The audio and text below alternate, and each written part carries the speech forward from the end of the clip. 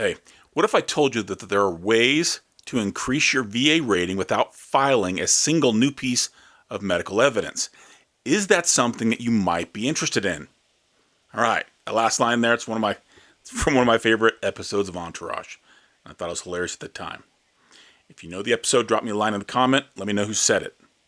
Seriously though, today we're counting down the top 5 ways to get a higher rating without more evidence. Some are sneaky, some are simple, but all of them work if you do them correctly. Number 5, 4, and 3, I would complete these in that order, sequentially speaking, because if you do it in that way, in that order, then a higher evaluation could be warranted without much more effort. And if you have all your information in front of you, you might be able to prove it in 10 minutes or less. Think about it. If 10 minutes was all it took to get you closer to or in that 100 club, isn't that something you might be interested in? Because number 2 is something that most veterans overlook or just don't consider, and for the life of me, I cannot figure out why. Because you're leaving money on the table. Make sure you stick around till the end for claim advice. And as always, do me a favor. Help me help you. I realize you can skip to the end, find out what the 5 things are, move on with your day, but the real meat of helping me help you is what is being said, not what is written. I'm Mr. X. I'm the guy behind the guide giving you all the information you want to know and need to know about the VA claims process. And this is the VA Top 5. Number 5, check to see that they used the correct VA rating criteria. Many VA ratings are low because the examiner or raters used the wrong criteria. Look, I'm not blaming them. I'm not pointing fingers or even suggesting that it was intentional because people make mistakes. But how's the saying go? Trust but verify, right? So let's verify it. Here's the thing. VA can only give you what's in the VA rating schedule. Sometimes your condition, it may qualify for a higher percentage if it's matched to the right criteria.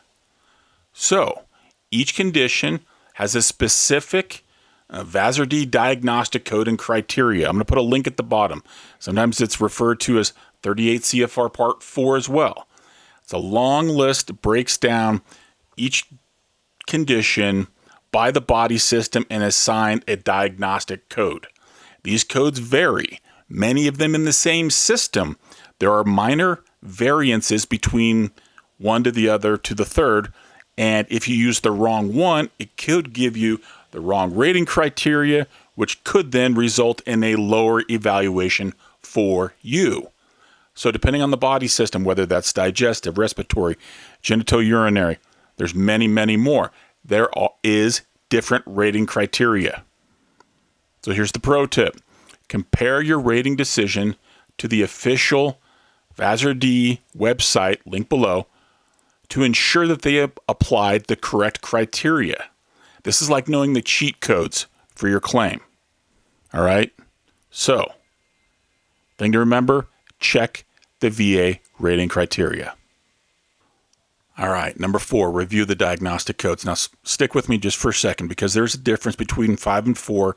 You pair it with 3, and that's where the magic is, okay? So number 4, review the diagnostic codes. Some veterans, they're rated under a code that doesn't fully reflect their limitations. So each condition has multiple potential diagnostic codes. So choosing the correct code can automatically increase your rating if it was done incorrectly. So, for example, depending on your condition, disabilities in the digestive, respiratory, or genitourinary systems, they all have somewhat overlapping symptoms, and you want to verify that your disability lines up with the correct code. In the respiratory sections, the diagnostic codes for chronic bronchitis, asthma, and chronic obstructive pulmonary disease, or COPD, are all right next to each other. And if the wrong code is used, then a lower evaluation may be what has been granted. So, for example, okay, if you had symptoms that include daily inhalational or oral bronchodilator therapy, or if you were on like an inhalational anti-inflammatory medication For asthma, that would be a 30% evaluation. But for bronchitis or COPD, that would be a 0. So you can ask a VA accredited rep or check the 38 CFR Part 4, link below, to ensure that you're under the correct code. So, bigger point of all this, and the gist that I'm really trying to hit home here, is the correct diagnostic code equals a higher rating. Number 3, request a higher level review. You don't need new evidence to request a review. Heck, HLR claims you can't even use new evidence anyways. So, this is what I'm going to explain the process and how it's going to work.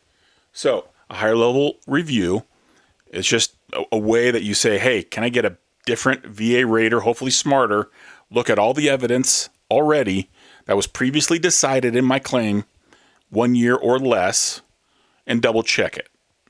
Okay? So they're going to review to ensure that all exams, all opinions were as correct as possible at that time in your file.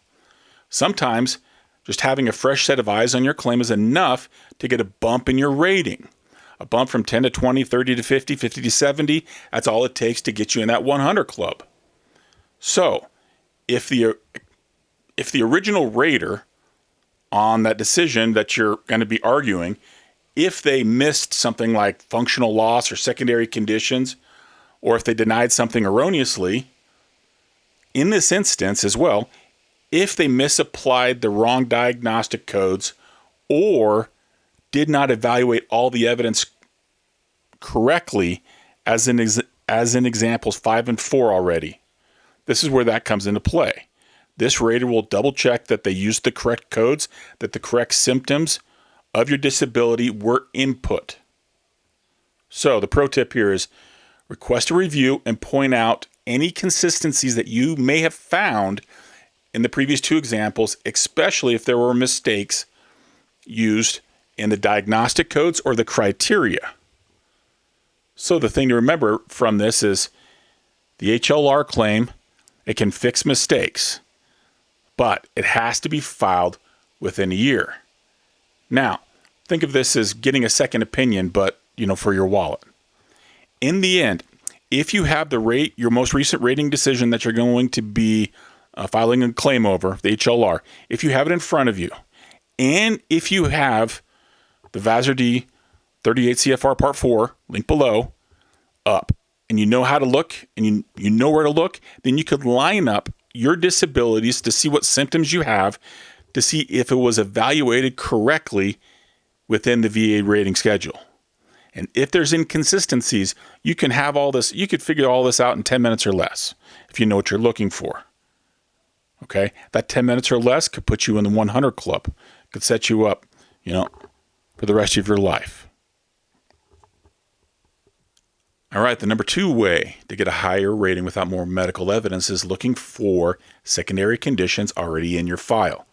Secondary conditions can be rated at a higher level without submitting new evidence. Some conditions stem from existing service-connected issues. So, if you were recently seen by your healthcare provider at the VA or privately, and that evidence is already in your file, then they can go in and look at it and see if a higher evaluation is warranted. So, for example, if you have back pain and that causes leg numbness, and that was noted in your VA records, then they could go in and, with your secondary claim, they can go in and approve that and grant service connection. Now, they may just order another exam, but you technically don't need the medical evidence already in your file because it's already there. So, review your medical records for documented conditions that may have been overlooked. For example, if you're service-connected for PTSD and sleep apnea, and you're not service-connected for sleep apnea, but you are for PTSD, then submit a claim for that sleep apnea is due to your PSD because those issues could be related. Okay? If it's already in your file but wasn't rated as secondary, you might qualify for a higher combined rating without submitting new evidence. Pro tip here. Submit a request to have the VA recognize secondary conditions that are already documented in the medical evidence in your file. So the thing to keep in mind here, Okay. The secondary conditions, it equals extra ratings and extra money to you. All right, and the number one way to get a higher rating without more medical evidence is to check for TDIU eligibility. So TDIU, if you don't know, stands for Total Disability Individual Unemployability. Okay? Sometimes it's just referred to as IU or unemployability, individual unemployability. It's all the same thing. So how to determine if you meet the eligibility criteria is this. If you are service connected at less than 100%. So if you add up if your combined evaluation is 70, 80, or 90%, okay? If one condition is at least 40% disabling and the rest of your disabilities added up, if that makes up the difference to get you to 70, 80, or 90, then you could meet the eligibility for TDIU. Now, you don't need new evidence. You just have to demonstrate that your existing conditions prevent you from maintaining substantially gainful employment. Okay? Oftentimes, veterans with multiple 30, 40, 50% evaluations, okay, it's often overlooked whether or not you're eligible for TDIU.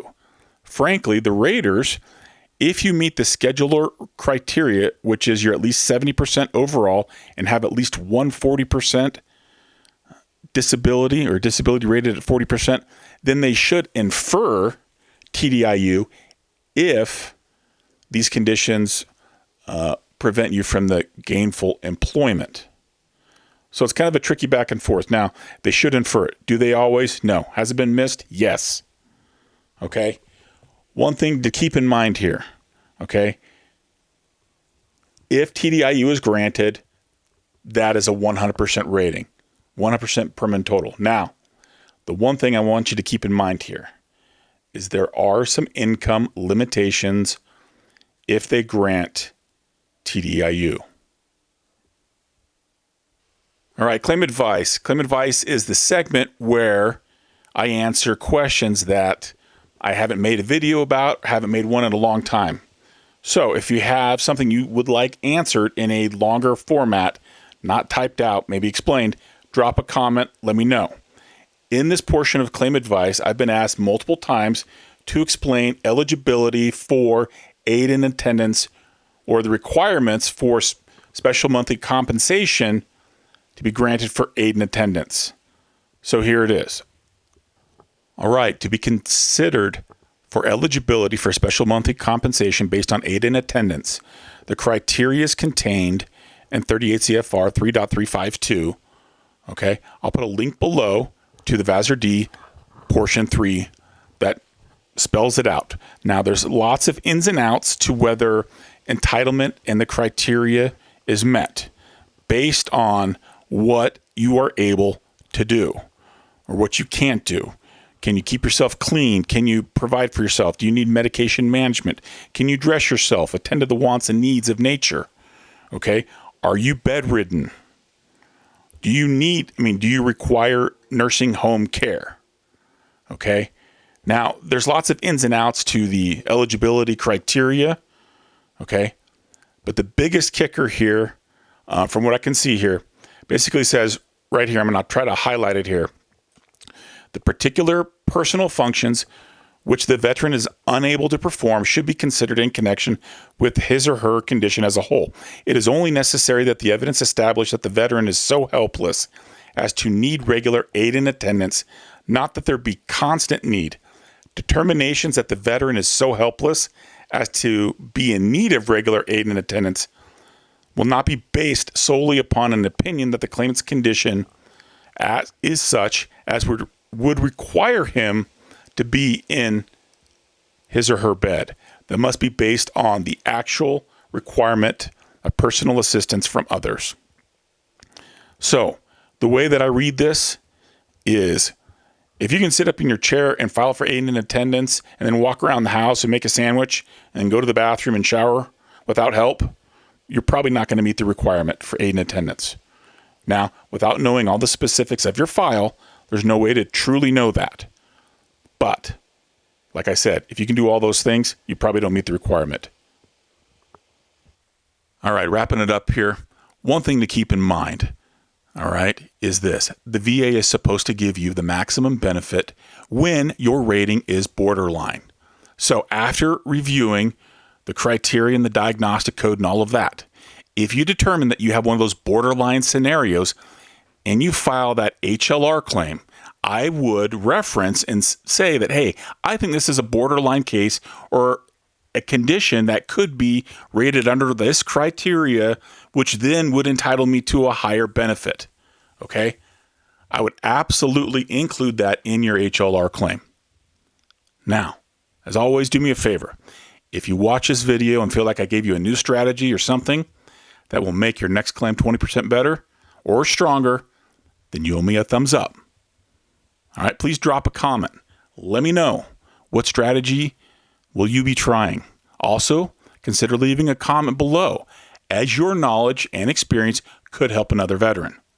Please subscribe for more no fluff VA claim tips broken down with a little humor and some honesty. I'm Mr. X. Thanks for being with me. This is the VA Top 5.